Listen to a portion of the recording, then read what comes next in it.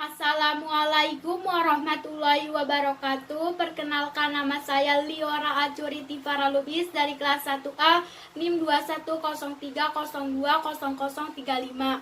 Saya akan menjelaskan tentang perintah peradaban untuk bersatu kebesaran peradaban Islam yang sesuai Al-Quran dan hadis, serta sirah nabawiyah. Sejarah peradaban Islam. Sejarah adalah gambaran tentang peristiwa-peristiwa masa lampau yang dialami oleh manusia, disusun secara ilmiah meliputi urutan waktu, diberi tafsiran dan analisis kritis sehingga mudah dimengerti dan dipahami.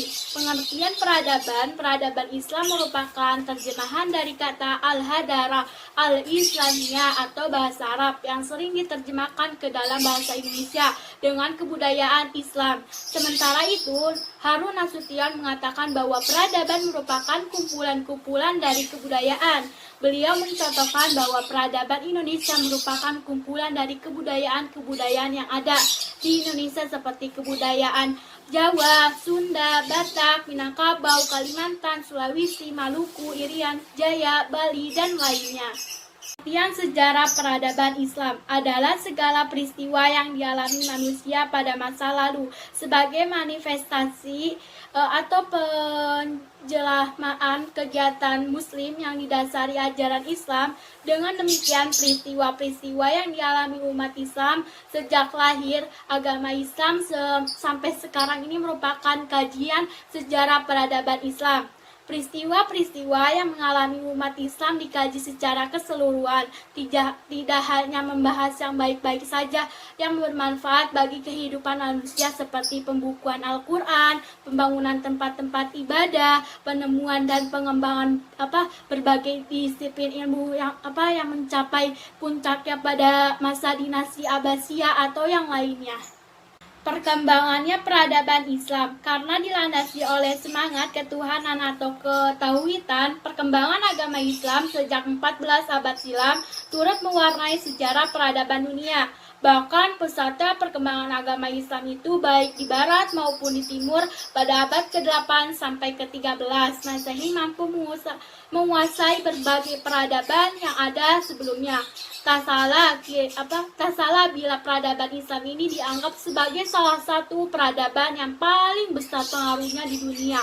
Bahkan hingga kini berbagai jenis peradaban Islam ini masih dapat disaksikan di sejumlah negara bekas kekuasaan Islam dahulu, misalkan Baghdad, Irak, Andalusia, Spanyol, Fatimiyah, Mesir, Ottoman, Turki, Damaskus, Kufah, Syariah, dan sebagainya.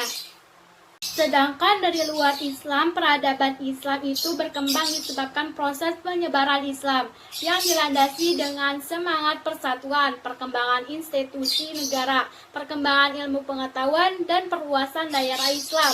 Menurut Ma'ruf Misbah, DKK, perkembangan peradaban Islam ini yang dilandasi dengan semangat persatuan Islam telah dinamakan Rasulullah SAW sejak awal perkembangan Islam di Timur Tengah. Kemudian dalam praktiknya, seiring dengan makin luasnya wilayah kekuasaan Islam, gesan akan atau kebudayaan masyarakat setempat memengaruhi umat Islam untuk mengadopsi dan mewarnai peradaban lokal yang disesuaikan dengan ajaran Islam.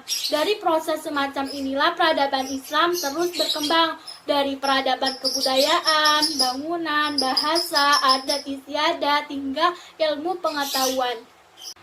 Berkembang menjadi tradisi pemahaman terhadap Al-Quran, sehingga lahir intelektual Islam dari tradisi ini. Kemudian terbentuklah komunitas sehingga melahirkan konsep keilmuan dan disiplin keilmuan Islam. Dari sini lalu lahir sistem sosial, politik, ekonomi, dan kebudayaan Islam. Terangnya Ma'ruf menambahkan perkembangan peradaban Islam itu disebabkan Islam meletakkan dasar-dasar kepercayaan murni. Keyakinan manusia hanyalah pada Tuhan, bukan pada benda, hawa nafsu, atau kemegahan. Semua kerja manusia hanyalah untuk Allah, tidak ada yang dipertuan dan tidak ada yang dipertuhankan kecuali Allah.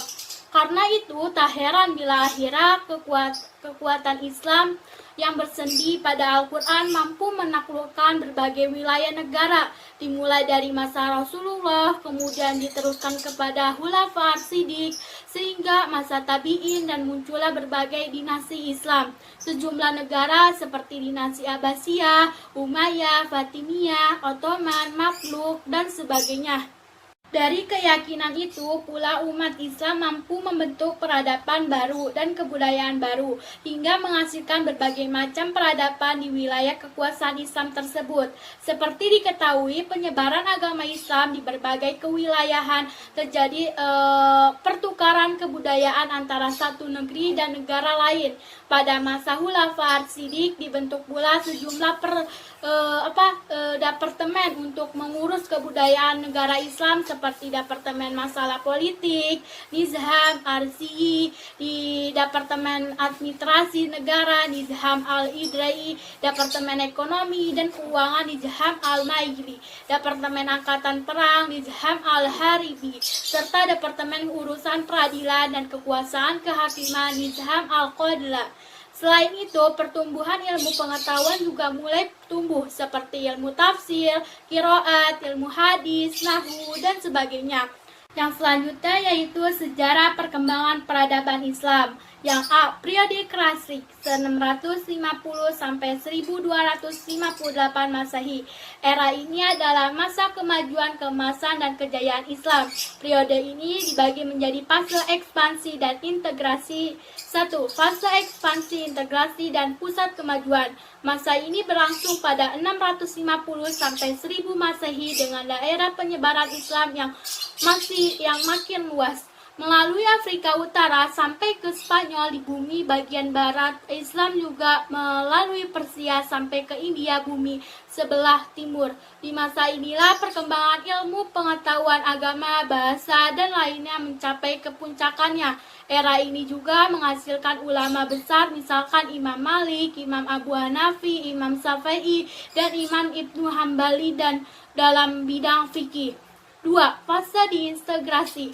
Di era ini kurun waktu 1000 sampai 1250 Masehi ini mulai mengalami kemunduran. Kekuasaan khalifah menurun sehingga akhirnya Baghdad dirampas dan dihancurkan hulagukan pada tahun 1258 Masehi. Periode pertengahan, sama seperti sebelumnya, periode ini juga terbagi atas 3 fase. Umat Islam yang mengalami kemunduran dan kembali melalui 3 kerajaan besar. Yang pertama yaitu fase kemunduran.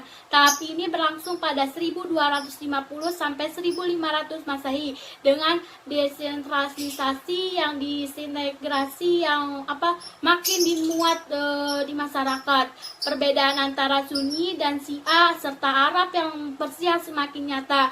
Dunia Islam terbagi menjadi Arab dan Persia. Bagian Arab yang terdiri dari Arabia, Irak, Suriah, Palestina, Mesir, dan Amerika Utara berpusat di Mesir. Bagian Persia yang terdiri dari Balkan, Asia Kecil, Persia, dan Asia Tengah berpusat di Iran. 2. Fase 3 kerajaan besar. Masa yang berlangsung pada 1500 sampai 1700 Masehi dilanjutkan dengan fase kemunduran di 1700 sampai 1800 Masehi.